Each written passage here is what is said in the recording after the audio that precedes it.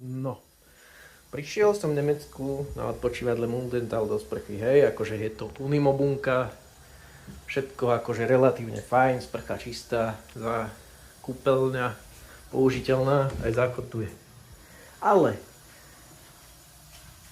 na čo má niekto nastavenú teplotu vody na 82 stupňov Celzia? To chce čaj robiť alebo čo?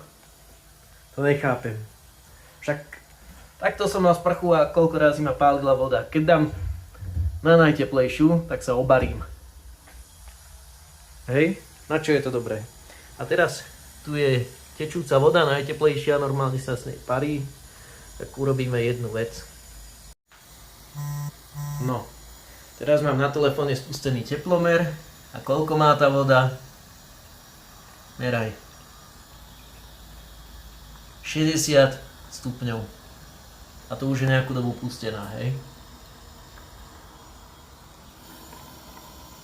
65, 66. To si môžem čaj urobiť.